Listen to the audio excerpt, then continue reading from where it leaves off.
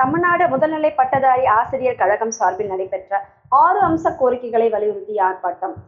ராணிப்பேட்டை மாவட்டம் தமிழ்நாடு முதுநிலை பட்டதாரி ஆசிரியர் கழகம் சார்பில் 6 அம்ச கோரிக்கைகளை வலியுறுத்தி 20க்கும் மேற்பட்டோர் மாநிலம் தழுவிய ஆர்ப்பாட்டத்தில் ஈடுபட்டனர்.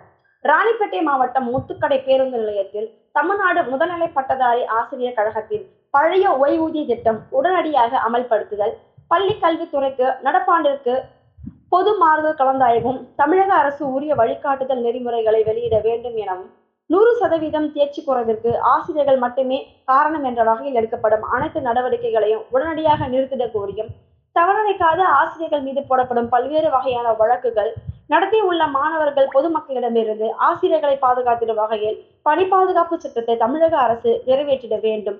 இதுபோன்று 6 அம்ச கோரிக்கைகளை வலியுறுத்தி மாநிலம் தழுவிய இந்த ஆர்ப்பாட்டத்தில் 20க்கும் மேற்பட்டோர் ஈடுபட்டனர். நிலவன் டிவி செய்திகளுக்காக ராணிப்பேட்டை செய்தியாளர் சிவகுமார்.